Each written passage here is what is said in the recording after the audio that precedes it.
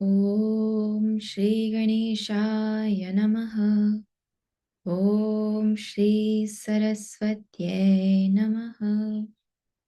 Om Shri Gurubhyo Namaha. Samasta Jana Kalyani Niratam Karunamayam Namami Chinmayam Devam Sadgurum Brahma Vidvaram Sadgurum Brahma Vidvaram. We'll start with our Gita Dhyana.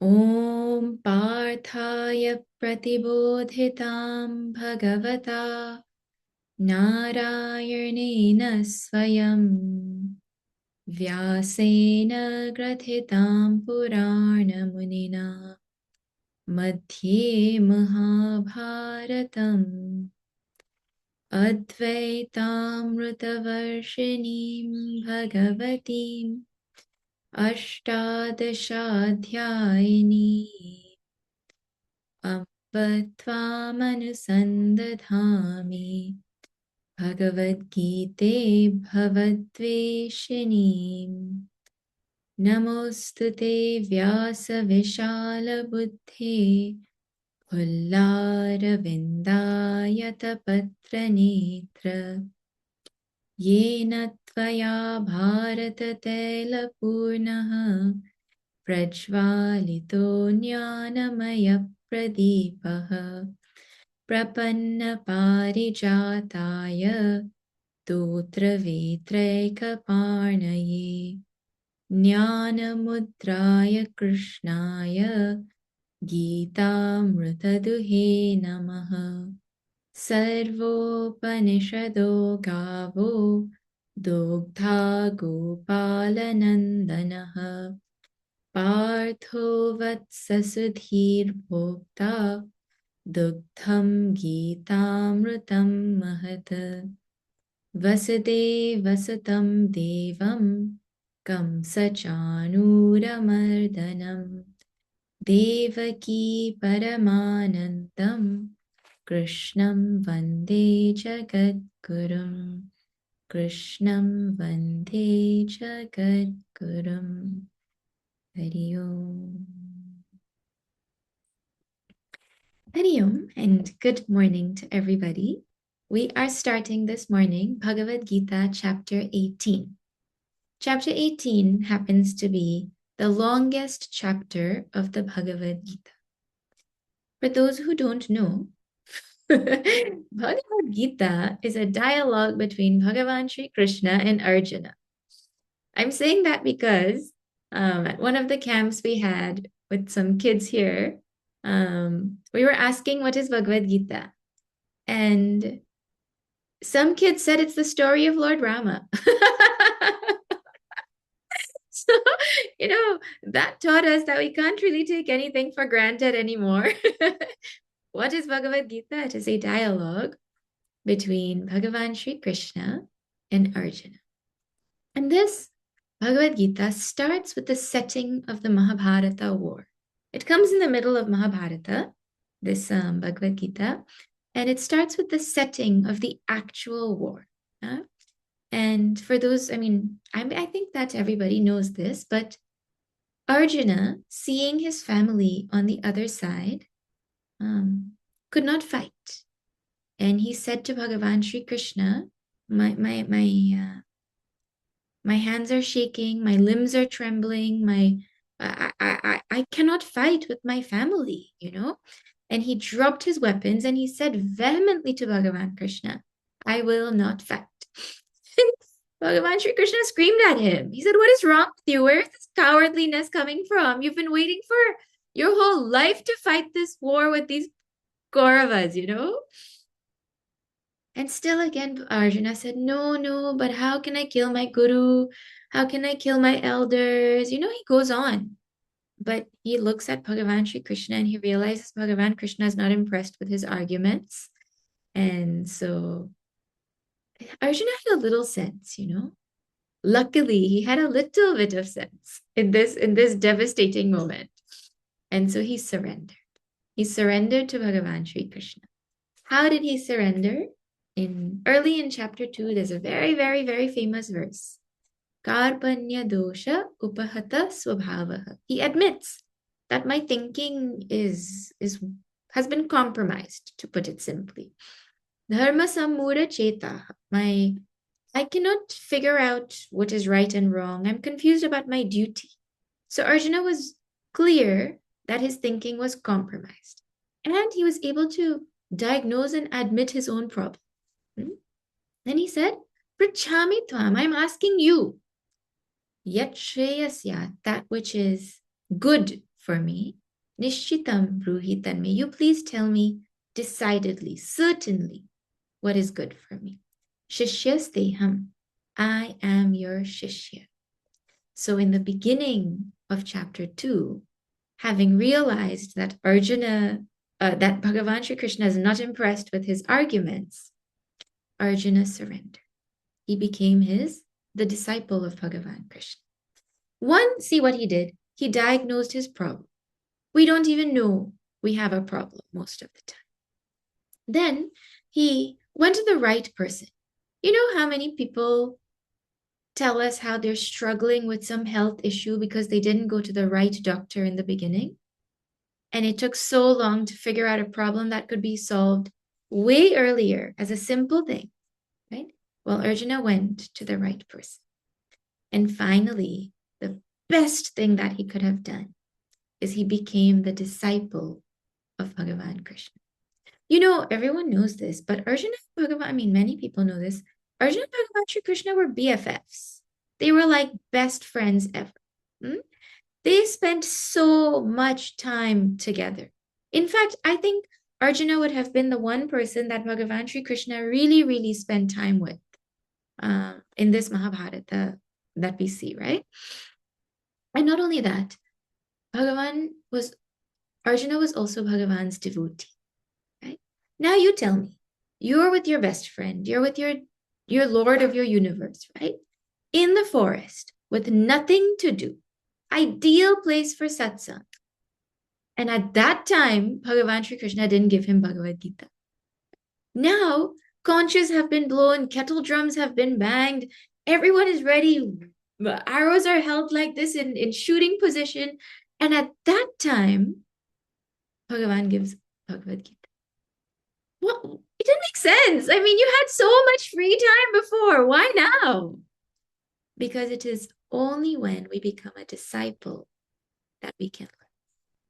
It is only after this that Bhagavan starts to teach him.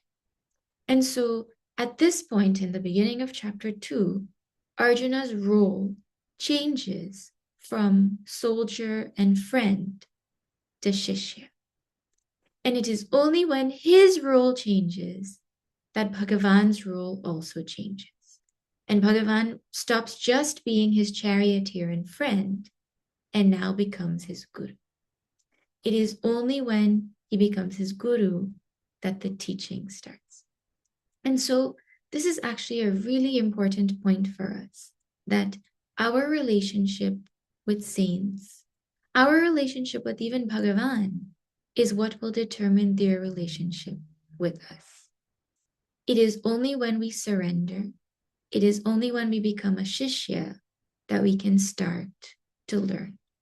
I have heard Swamiji's comment about how Gurudev had so many devotees around the world. So many devotees around them. They loved Gurudev like anything, but they remained devotees and they didn't become disciples. And so the great knowledge that Puja Gurudev had didn't transform their lives in the same way that it did to those who considered themselves disciples. And so the good thing is we are Arjuna. This whole commentary and everything is given that Arjunam nimitti kritya. Bhagavan Sri Krishna uses Arjuna as the instrument to teach us. And very clearly it is shown that we are Arjuna. So we have hope. Arjuna surrendered. We also have hope, One day we will also surrender. To the degree that we are able to surrender, to that degree, this teaching that is about to come is going to transform our life. So in chapter 1, Bhagavan Shri Krishna doesn't teach anything. All that happens is the setting of the scene. In fact, you could call it Arjuna Gita if you want, because Arjuna gives a whole Ramayana as though on why he shouldn't fight, right? And or you could call it pessimistic poem. You could call it so many things. Oh, life sucks. That is the theme of chapter 1. In chapter 2, what we get after Arjuna surrenders, what we get is an introduction to all the ideas that are to come. It's like a table of contents. And then from chapter 3 to 17, that table of contents is like double-clicked. That table, chapter 2 is like the blue underline of a Wikipedia page where everything is underlined. And then now you go double-click, double-click, double-click, and expand and zoom in, like that. All those ideas are elaborated. Finally, what Bhagavan Sri Krishna taught in all those chapters is summarized here in chapter 18. So some things he told without elaborating, those things are elaborated in chapter 18. Some things he mentioned without closing the topic, he ties up all the loose ends here. So in this chapter 18, what we get is a very practical summary of Bhagavad Gita and a wrapping up of everything that was left unclosed. This is what we'll see in this wonderful chapter. Now, another question that comes in everyone's mind as we get to the end of Bhagavad Gita is, so did Arjuna's problem go away? Was he enlightened? Because this is not just about get up and fight. This text is about moksha. It's about enlightenment, right? Did he get enlightenment? That's the question in everybody's mind. Well, not because we care so much about Arjuna, but we want to see if it'll work on me, because this is product review time. Did it work? I mean, should I invest in it? Product review. And so that is also told in this chapter. I mean, we know, spoiler alert, we know how this whole thing unfolds, but it is very also clearly told by Arjuna himself in this chapter. So we'll see that. So the technique that is used in the whole Bhagavad Gita is the main point is given, then there's an elaboration, and then the main point is given again. Does that sound familiar? I don't know about you, but when I was learning to write essays in school, that is all they taught us.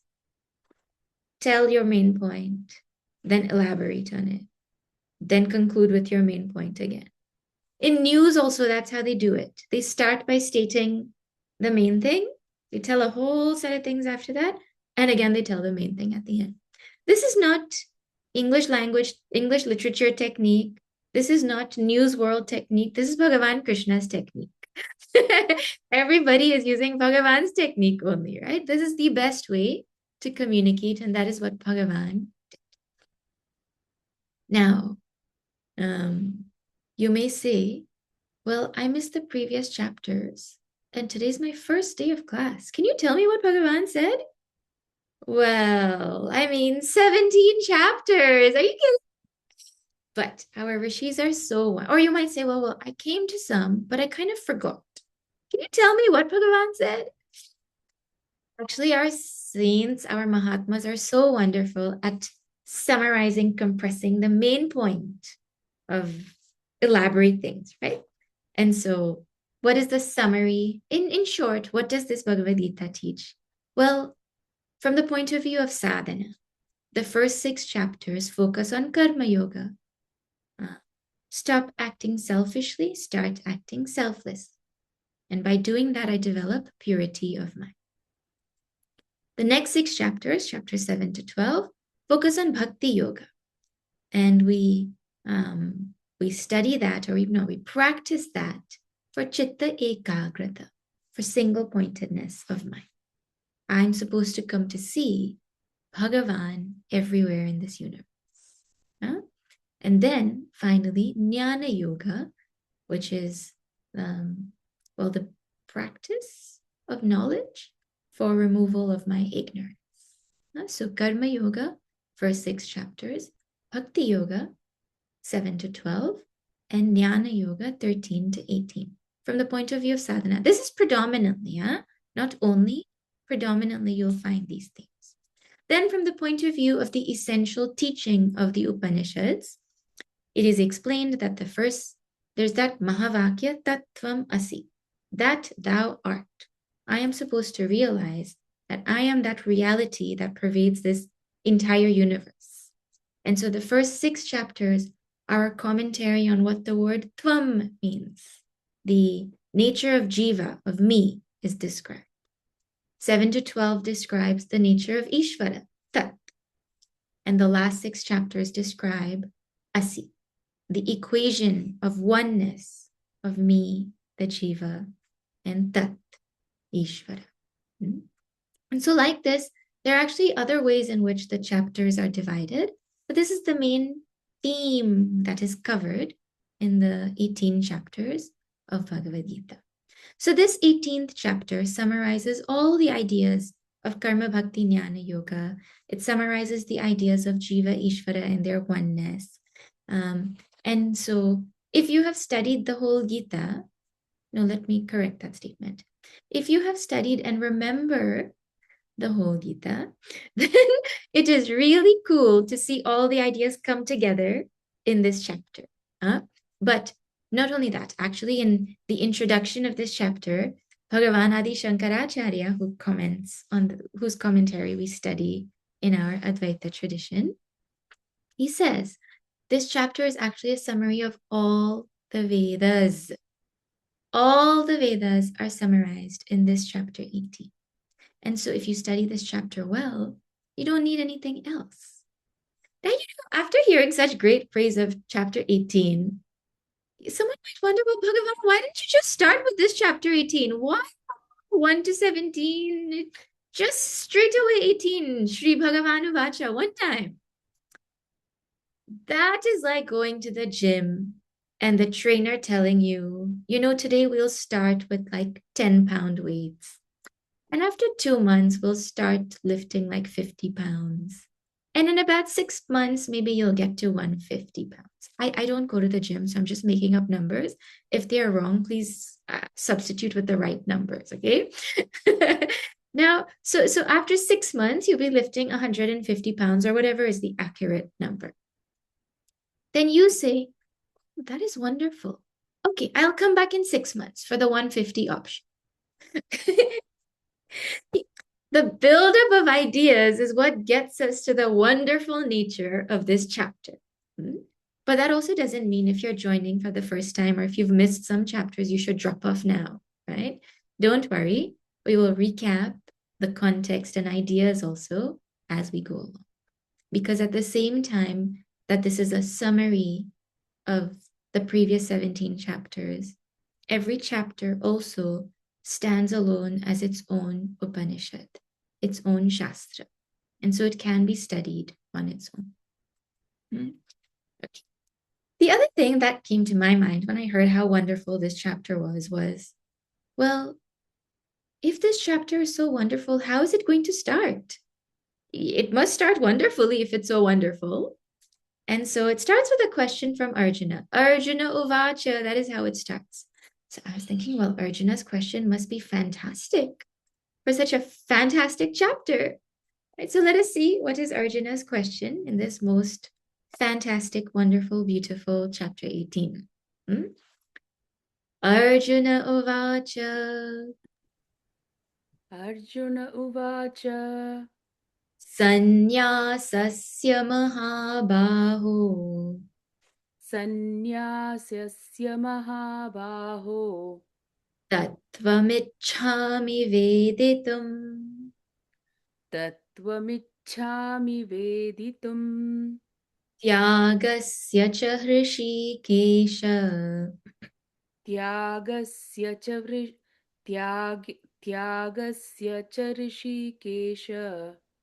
Pratakeshini Shudana.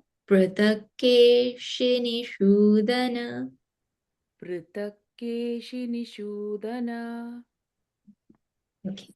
Arjuna says, O Mahabaho, O Bhagavan. The word Mahabaho is used by Bhagavan for Arjuna also, strong-armed, mighty-armed. And it is also used by Arjuna for Bhagavan Krishna. Well, when Bhagavan Krishna uses it for Arjuna, it means one thing. When Arjuna uses it for Bhagavan Krishna, it means all-powerful. Hmm? O Mahabaho, O all-powerful, mighty Bhagavan, Ichhami Veditam. I want to know. He wants to know something. What does he want to know? Sannyasasya tattvam ichhami veditam. I want to know the essence or the truth of sannyasa. Hmm? But sannyasa means renunciation. What are you confused about, Arjuna? No. The question isn't over. Hmm? Tyagasya cha. I also want to know the essence of tyaga. Tyaga also means renunciation. Both of them, sannyasa and tyaga, both mean giving up. I want to know if there is a difference between them. Pritak, very clearly, very distinctly, I want to know the essence of sannyasa and the essence of tyaga. I want to know in English the essence of giving up and the essence of giving up. That is what it means. That's what the question sounds like, right? These two words have come in Bhagavad Gita, and they are used in the tradition profusely. So Arjuna is saying, well, is there a difference between them, or are they just synonyms? Maybe he didn't have a dictionary or a thesaurus and all of that. So he's asking Bhagavan, what is the meaning? Gurudev translates tyaga as abandonment, and he translates sannyasa as renunciation. So he gives two different words, right? This chapter now is going to give clarity also on what exactly is the difference between them, if there even is a difference. So I'm not going to give a spoiler alert. Let us wait and see what Bhagavan says. Now just let's think a little bit about the verse. In the first half, the first two padas, one name of Bhagavan is mentioned, Mahabahu. O Mahabahu, O strong-armed one. And in the second half, meaning in the third and the fourth pada, Arjuna calls Bhagavan Rishi Kesha and Keshini Shudana, two more names. So in this one verse, there's one question asking the difference between two things and three names of Bhagavan Krishna. Now, this is something we do also. When we want something from somebody, do we not sweet talk them? Mummy pie, mama darling, mumsy, mommy, best mama. We call our mom and our dad such sweet names when we want something from them. People call their spouses all kinds of things when they want something from them, right? Oh, my dear. Sita, she also calls Bhagavan Ram like three names when she asks him for that golden deer, right? So three names here. Huh? So Arjuna is trying to butter up Bhagavan Sri Krishna, and so he uses three names. That's one way. But Guruji had said a really beautiful thing about these three names.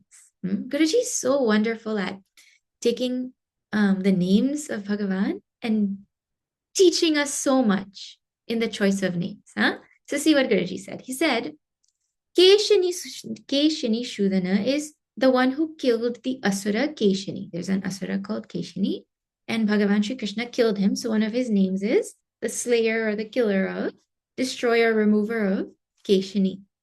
How is he able to destroy Keshini? Well, because he's Mahabaho, because he's mighty, he's strong. Huh? And how did he become mighty? Because he's Hrishikesha, by becoming a master of his senses. See, the principle is, if we are a slave to our senses, we can never become Mahabahu. We can never become mighty. We can never become strong. A few days ago, someone was telling me that in Toronto, people have started to get dogs to protect their homes. They put a nice big dog over there. And then thieves come in and break in. And what they do is they give the dog some food and they nicely go and steal what they want. So, plan finished. the the senses, I mean, an animal has no choice, but that is what happens to us also. We become slaves to our senses. You tell me, you ask yourself honestly, how many times a day we are slaves to our senses? And think about the consequences of being slaves to our senses. Huh? You, you know that Great Wall of China? It's called great, but it was infiltrated multiple times in history, is it not? How? Was it broken down? I mean, it's still there, Wonder of the World and all of that in some books, right? How was it how was it infiltrated? Because they bribed the gatekeeper. Simple, right? So the greatness of the wall is not so much in the size and might of it, but in the keeper of it. Now see, same thing with our senses. If our senses are stronger than us, it doesn't matter how great we are. We will always compromise because of those senses. We will always compromise on dharma for our sense pleasures. That is why people say, like, oh, sweets are my weakness, movies are my weakness. It's a weakness. That's what it is.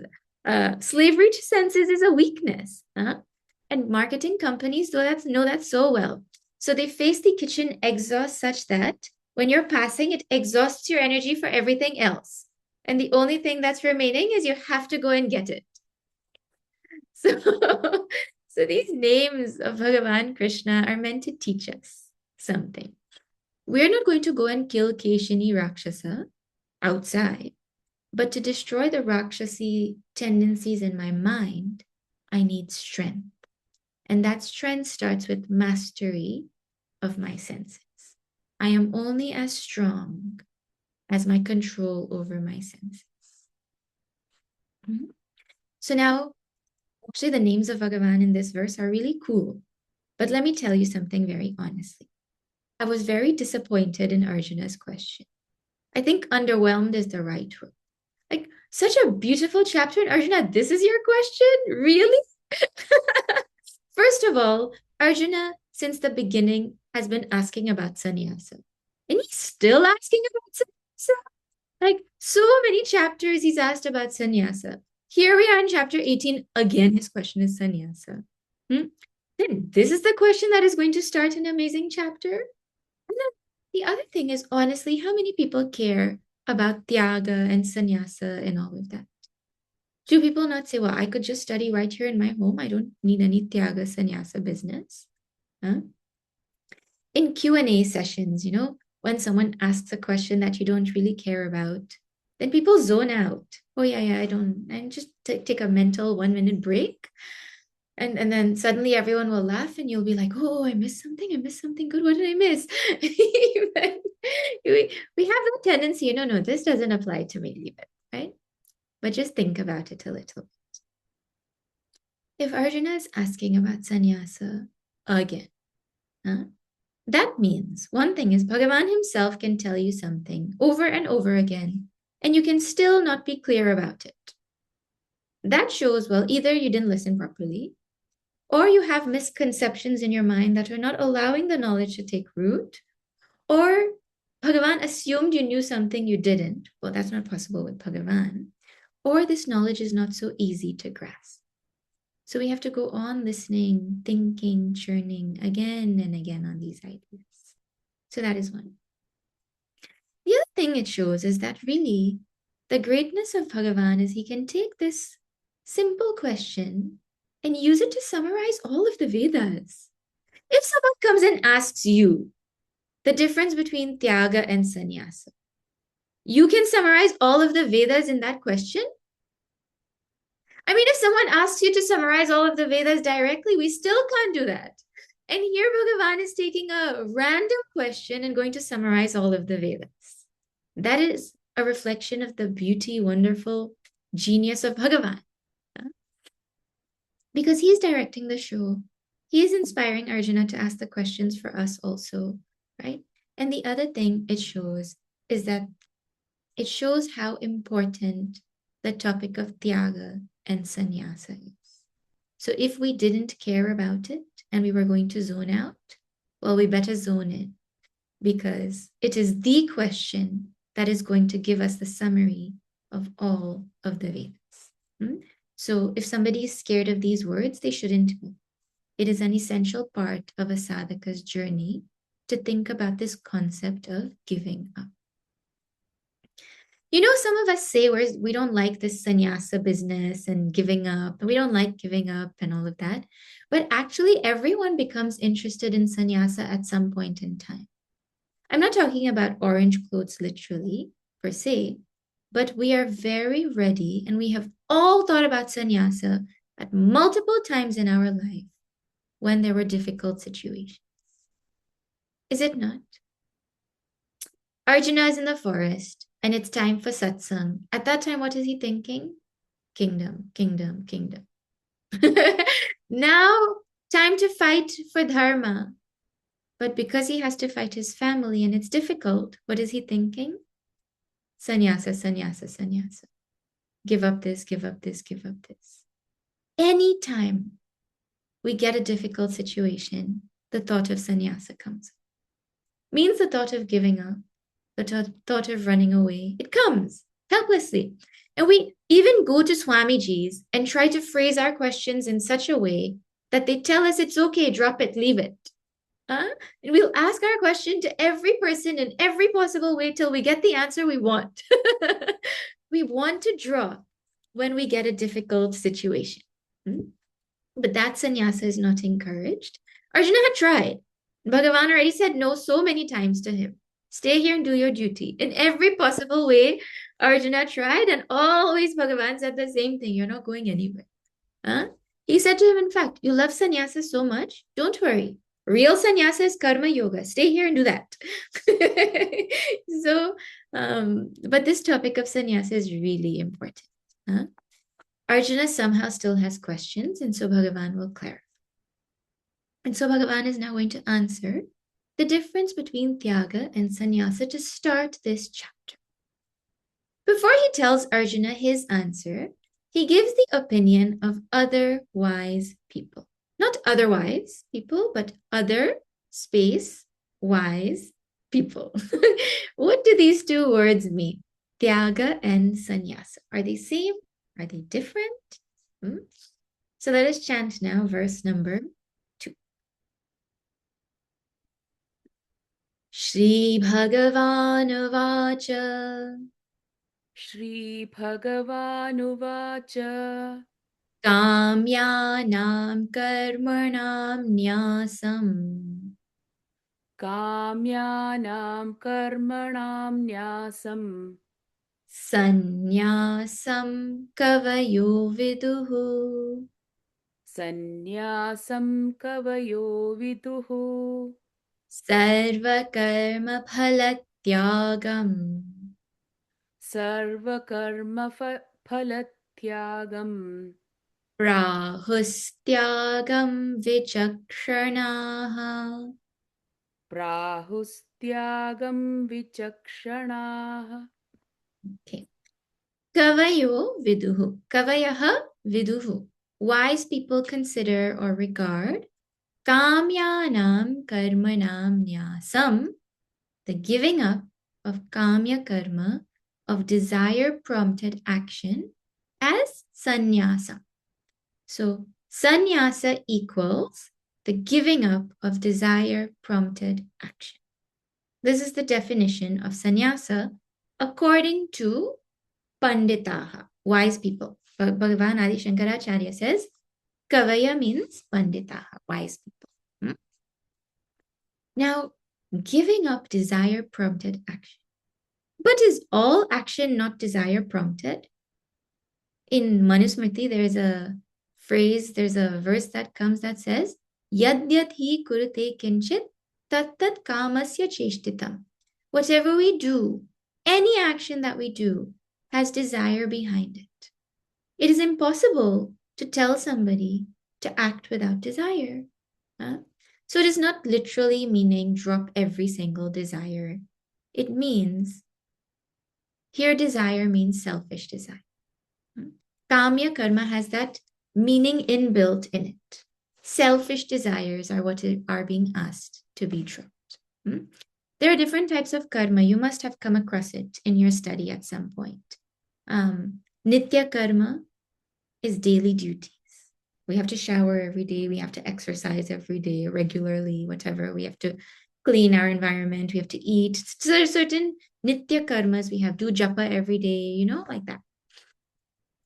Then we have kartavya karma, which is our duty, meaning I have to go to work. And if I'm a teacher, I have to teach. And if I'm a doctor, I have to take care of patients. And that's kartavya karma, my duty, right? Then I have naimittika karma also. Those are special duties, like someone in my family is getting married. So now I put aside regular things and I do these special duties for this 1, 2 weeks. Huh? Or I have a yearly yajna at home. So I change my schedule in such a way that I can do whatever I have to do. Like during Navratri, I'll do special things during that time. Right? Like that. Naimittika karma. Then there's nishiddha karma, prohibited actions. Those are actions you're not allowed to do, like gambling and, you know, killing. There's never a good time for that. It's allowed today.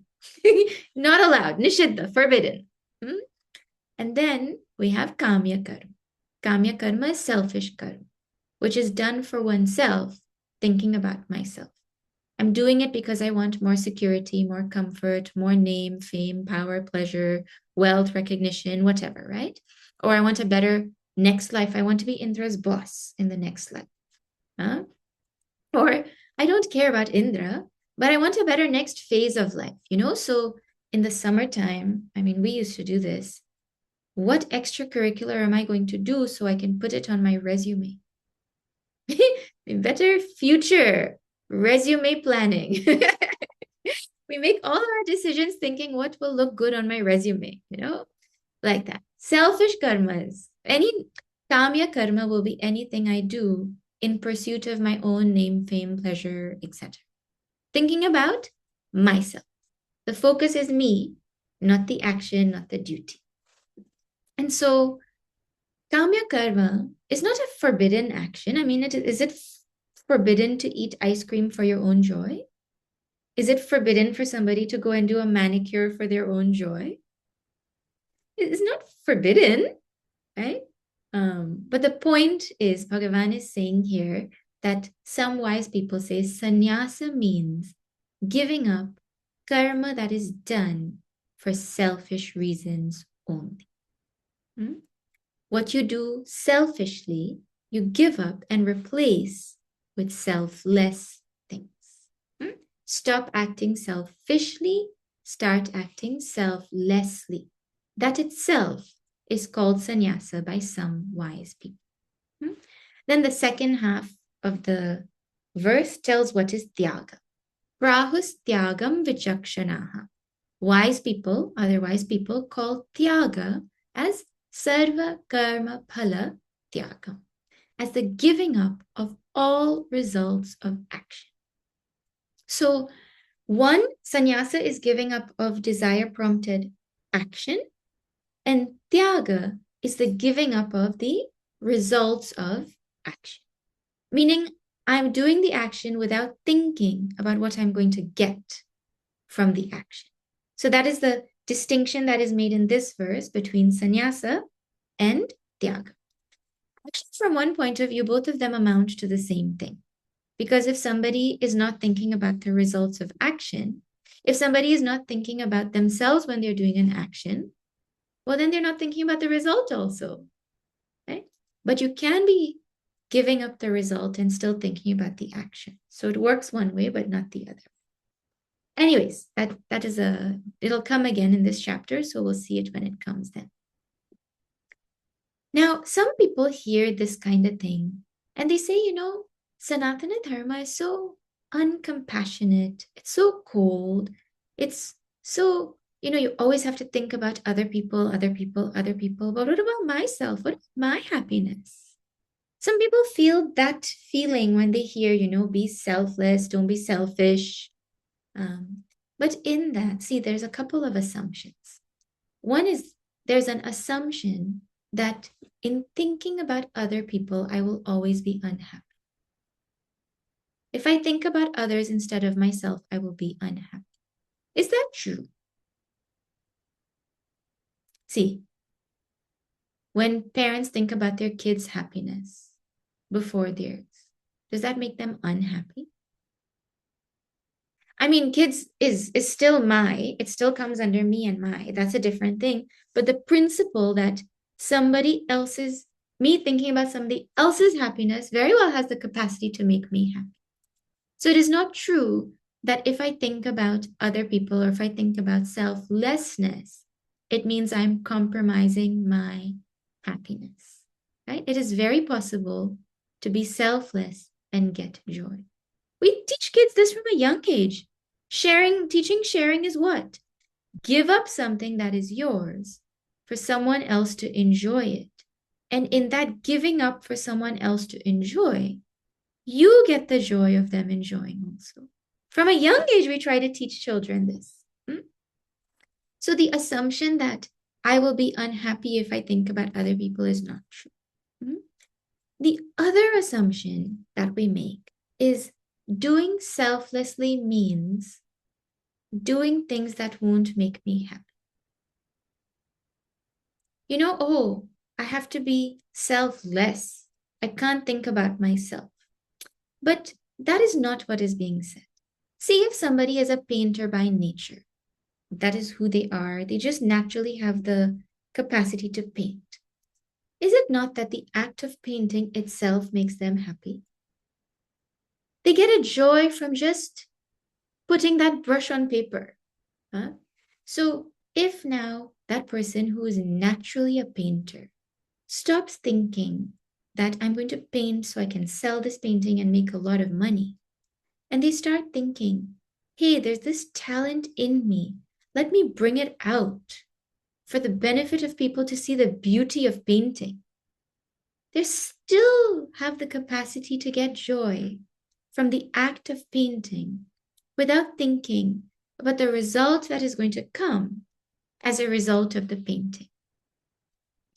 We usually feel selflessness equals unhappiness or limitation because we've not found ourselves in a place where our true talents, vasanas, tendencies have an opportunity to manifest themselves, But if we are in the right place, the work itself will give us joy, not who it's for. And when the work itself starts to give us joy, selflessness is not something that feels uncompassionate, So selfless action means whatever I'm good at, whatever I'm cut out to do, I should do it. But I shouldn't think about what I will be getting.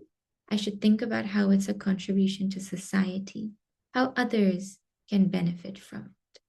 So really, when we talk about sannyasa over here in this verse, what is being talked about is the giving up of selfishness. When selfishness is removed, well, selfishness comes with papa. Certain things go together.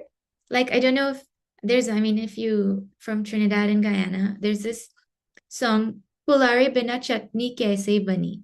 You can't have pulari without chutney. Like, you can't have samosa without chutney, right? Certain things go together. You cannot have them separate. Or you can't have pizza without cheese. Vegan pizza without cheese is not pizza. How can you call it pizza like that? Huh? In the same way, selfishness cannot exist without pap. They have to go together. They're like a package deal. If I am doing something selfish, I am automatically doing something that is papa as well. Because where there is selfishness and self-interest, I compromise on righteousness to get what I want. And that compromising of what is right on what is my duty, I am doing papa. They have to go together. And so when I give up selfishness, I am also giving up papa. And when I give up papa, I give up sorrow. And what is the thing that we are looking to remove in our life? Sorrow. So by giving up selfishness and giving up papa, I end up actually giving up the sorrow that I really was the thing that I was looking to give up, even when I was being selfish. So this is what some wise people say is sannyasa and tyaga. Sannyasa is the giving up of desire prompted action, and tyaga is the giving up of results of action, meaning not thinking about the results when I do my actions. Okay. Now, what does couple more opinions Bhagavan gives before he tells what he says about tyaga and sannyasa. So let us chant verse 3. We will start it. I know class goes till 8:15 normally, but today I have to drop off at 8. I had booked something before I realized the time change and all of that. So we'll end at 8 today, but I think we have enough time to at least see the introduction to this verse. Okay. Tyajyam doshavadityeke त्याज्यं दोषविदित्येके karma prahurmanishinaha कर्म प्राहुर्मनीषिणः yajnadanatapah karma यज्ञदानतपः कर्म natyajyamiti chapare. न त्याज्यमिति चापरे. Manishinaha, great thinkers, people who actually think. They say, Tyajyam karma. All karma should be given up. All karma. Why? Doshavat karma. Because karmas are filled with defects. Every karma is filled with defects. So drop it like a hot potato.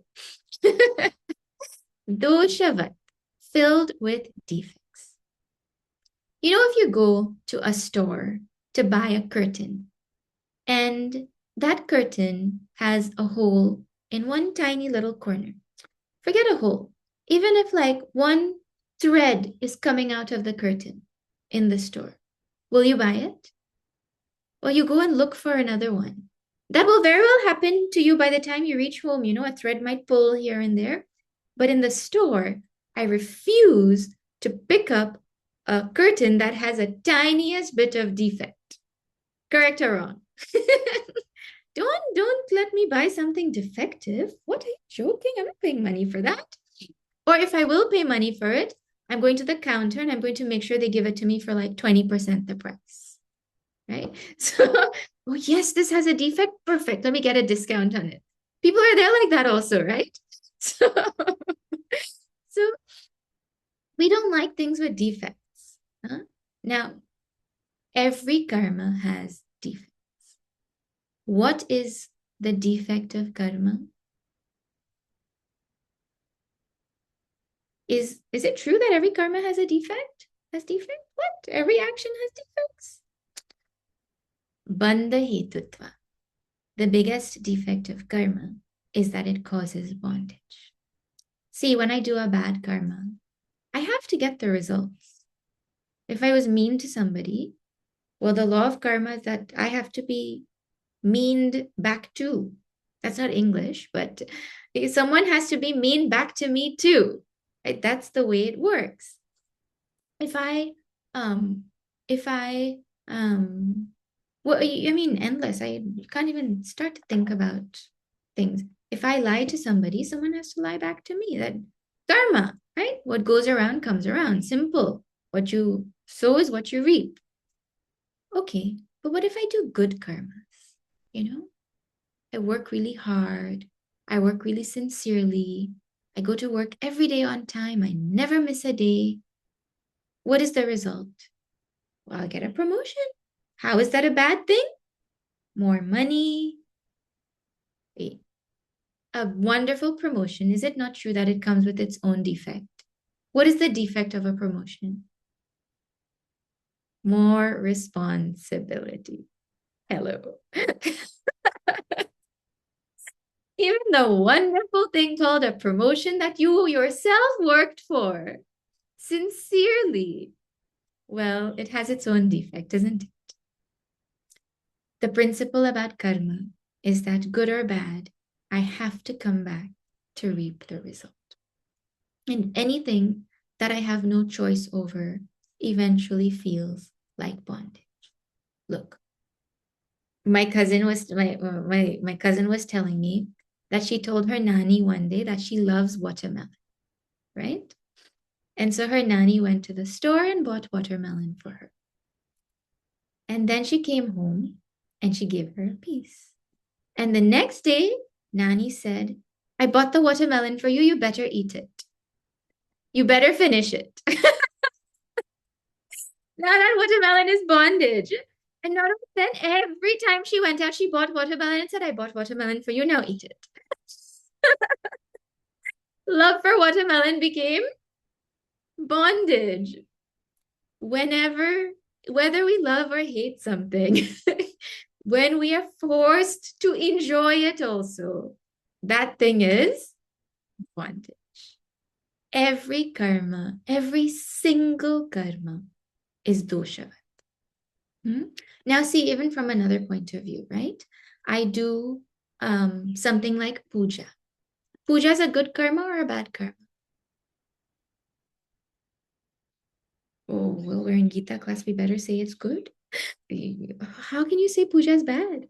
No, but look, now in puja, one of the panchopachara, you can do a long puja, you can do a short puja. And so one of the steps in short puja, pancha upachara, just 5 simple steps, is dhupa, agarbatti. You know where that agarbatti has come from? From child labor in some part of China.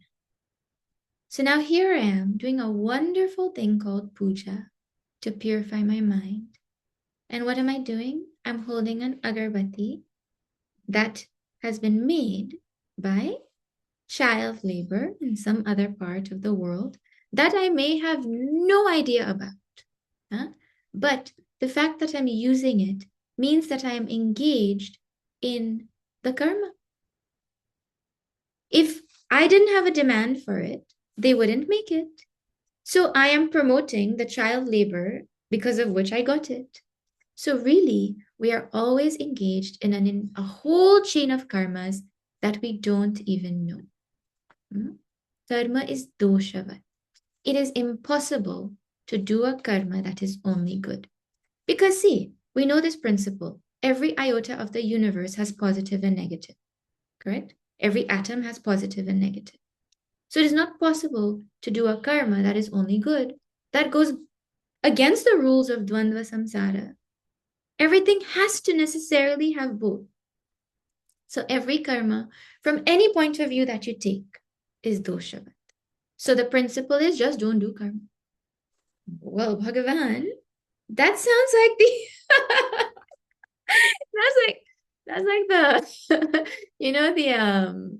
the rat that has arthritis. No, the centipede that has arthritis, and he goes to the doctor who's a rat. And so he's complaining to this rat doctor, my legs are so painful. I can't move 100 legs, arthritis. And the rat said, well, that's the problem with you centipedes, You have too many legs. Look at me, I have only 4 legs. My pain is just by that, you'll have like 4% of pain. So that centipede said, wow, 4%? Oh my God, how can I get 4 legs? Well, that's not on me. You go figure that out. How is that going to help? Don't do karma. That's not very helpful. Well, the next phrase in the next definition of what sannyasa karma tyaga is, yajna dana tapa karma na tyajya. No. You can't give up all karma, but when you're doing karma, the karma that you should do is yajna, dana, tapas.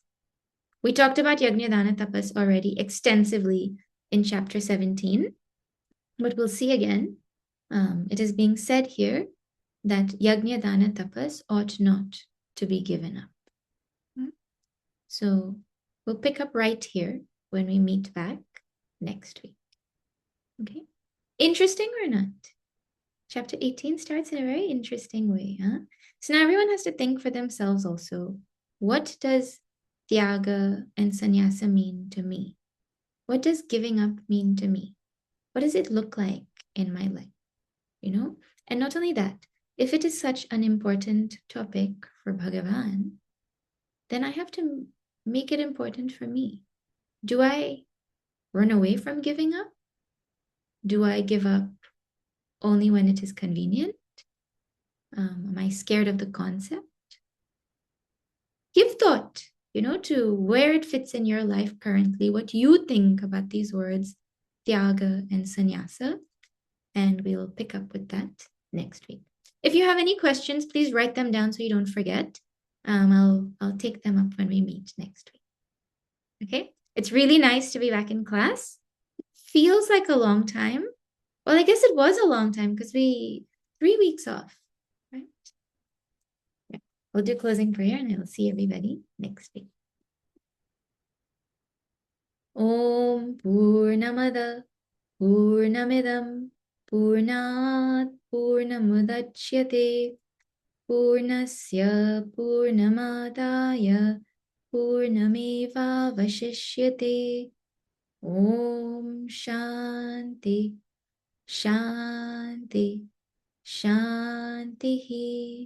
Harihi Om Shri Gurubhyo Namaha. Harihi Om Shri Sadgurunath Maharaj Ki Jai. I'll just share a couple announcements. One is for those who are interested in studying Bhagavad Gita from the beginning, chapter 1 is going on now. So on Thursday evenings from 7:30 to 8:30 AST, 6:30 to 7:30 EST, Devji is doing chapter 1 from the beginning. They're like maybe just 2/3 or so through the chapter. So if you want to study Gita verse by verse from the beginning, you can join that. Sadhana Panchakam class also going on Monday evenings. Sadhana Panchakam is a summary of the entire spiritual journey of a sadhaka. So if someone is looking for what spiritual practices to do and how they evolve, that class is going on Monday evenings. And on Wednesday, we're starting Kishkinda Kanda. This Wednesday, we're going to see Hanumanji meet Bhagavan Ram for the first time as adults, right? So if you don't have time generally, but you're interested in specifically this prasanga also, you can come for just this 1 week. Bhakta meets Bhagavan for the first time. And Hanumanji doesn't recognize that it's Bhagavan Ram. And then when he does recognize all the emotions that he goes through, it is such a beautiful prasanga. So anyone who's interested, you feel free to join. Wednesday, oh God, what time? 7:30 to 9 Guyana time and 6:30 to 8 Toronto time. Hariam.